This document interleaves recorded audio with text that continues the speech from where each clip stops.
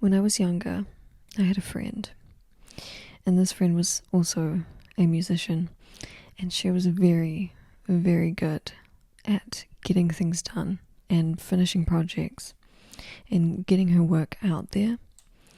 And I was just the complete opposite. I was so lazy. And I say lazy, we're going to talk about it. I felt lazy. I was unproductive. I just had no direction in what I was doing. Never finished barely anything. And, I was expressing this to them one day.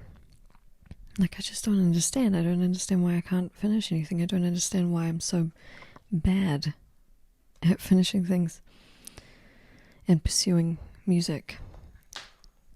And she told me, it's because you don't want it enough. And this frustrated me very deeply because I wanted it. I wanted it so bad. I wanted it more than I wanted to live. And years later, I am where I am now, and I can look back and reflect upon where I was at. And the whole concept surrounding that story, so from the outside looking in, it looks like I'm just being lazy, It looks like I am just procrastinating and not being serious about it, not wanting it enough. But I knew that was always wrong. I always knew back then, now, today, I know that that's wrong because I knew what was inside of me. And if you've ever found yourself in that position, it can be really frustrating because it's like, I want to do this. I want to pursue music. I want to be living a life that I'm proud of. So why am I stopping myself? Why am I stopping and starting? But let's talk about that. Let's talk about why that is, because I've been there and I'm on the other side of that now. Some may say that I work too much. I wouldn't rather be suffering for anything else. I love what I do now. And, I believe that it's not laziness. I think it's limiting beliefs. I think it's our self-concept, how we feel about ourselves and the person that we perceive ourselves to be. So I'm going to tell you where I was at, and you let me know if this sounds like you. I was somebody that compared myself to the people around me. I compared myself to this friend. I was very jealous, envious perhaps, and I have a whole video on that, and I want to make another one. But I was very self-loathing. I let everybody around me tell me who I was. I used other people's opinions of me to build my self-image. So some time passed between that and, me deciding that I wanted to change and that I wanted to get better. And, that journey, this journey, I'm still on it, It was hard, but the first step was just deciding. And I think I just got so fed up. I got fed up with the notion that, it wasn't meant for me. I didn't want it enough. Didn't want it enough to even try. And it irked me. It haunted me. And, getting to that point where you snap. And you're just like, I have to do something about this. I have to rebuild my self-confidence and self-concept. I think that there's so much power in learning about yourself through journaling and writing out how you feel about things. What do people say about you? What is your self-concept? How do you view yourself? What do you not like about yourself? And sometimes it boils down, not every time, but sometimes it boils down to someone said something in the past, someone, like I was bullied, someone made me feel this way, someone projected this onto me, But sometimes there are inherent attributes. Not everyone is 100% good. We put people up on a pedestal and we're like, you are the epitome of good. But even me, I come on here, I help people, I give advice, because I believe that my wisdom and my knowledge is a gift. I've always been very introspective, and I share that because I'm at a place where I can now. But there is still parts of me that aren't nice. I'm not perfect, and this process has been about accepting all parts of me and letting myself be imperfect. So when we're thinking about productivity, well, how come I can't get myself to do something? I think that this whole thing is about going in a direction, any direction, it doesn't matter.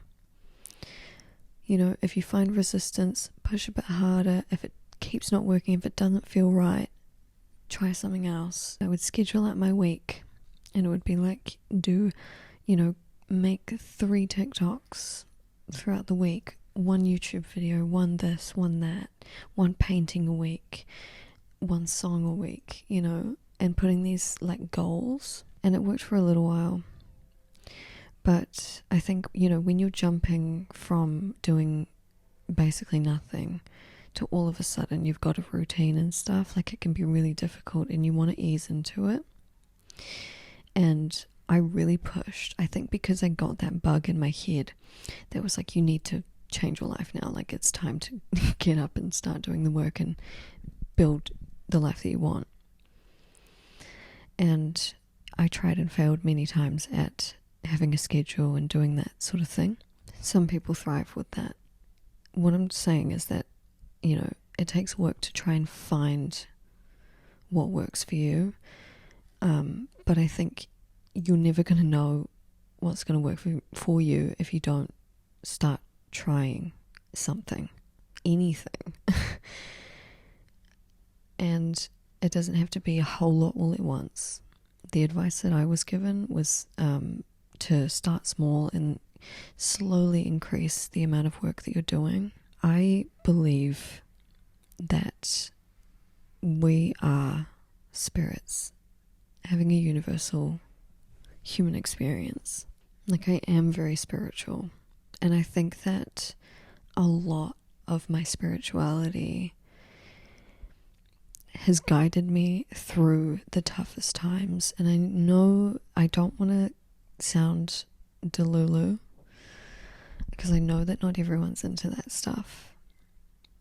But the concept of having faith and having hope and trusting not necessarily has to be a benevolent universe, but yourself. Trusting yourself to fail and to get back up and try, and trusting your inner compass to guide you, your intuition. It's easy to say that I'm lucky. It's easy to say that I have privilege. But it's a whole other thing to listen to me and what I'm saying when I say that faith and hope are extremely powerful things, no matter if you label it as a spiritual experience. Okay? There's a lot of stuff in spirituality that translates to just general humanness. And faith and hope is so powerful. It's a driving force that carries you through this time where you're healing your mind, your body, your spirit, where you're learning to love yourself, where you're learning to accept yourself with all of your flaws, everything that you are, your whole being, and empowering yourself so deeply and so much that you're able to work because it doesn't become because it changes from being doing it for external validation, or doing it for external gain, or doing it for material gain, monetary gain, whatever, and it becomes doing it for you, doing it for your happiness, for your well-being, for your experiences. That mindset change is so powerful when it comes to work ethic. I ran myself so far into the ground trying to do that silly schedule. It was just silly. I hated it. And, I was told during that time, I was told, like, you need to stop doing that because it's meant to be fun. And it took me ages to, like, get past that because I was still focused on, I want it now, like, I'm doing the work and I'm doing this and I'm trying and I want the success now. But I was missing the point.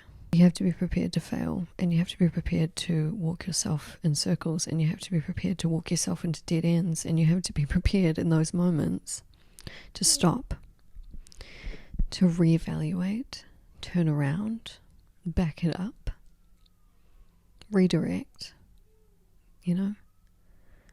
go where the joy is. Okay? Don't worry about how old you're getting. Don't worry about who's got it before you. Okay? Slow down. Okay? Slow down. Take a deep breath. There is time. There is time to do the things you want to do. But if you keep worrying, if you keep staying stuck, if you keep sitting there thinking, when am I going to be ready? I'm not perfect yet. I have to be perfect before I do it. It's never going to happen. You're going to stay miserable. And you're never going to figure out what works for you.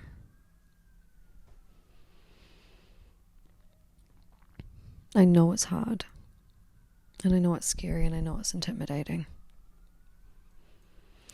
But, like I've told you, I've been in situations where I was lazy, I was a terrible student in school, and now I'm the top in my cohort at university, Who would have thought that when you find what you're passionate about and when you go where the joy is, that you'll enjoy it so much that you'll want to do the work. I feel like I danced around the subject a little bit, but I hope that made sense. And I hope that it helped. I'll see you in the next one.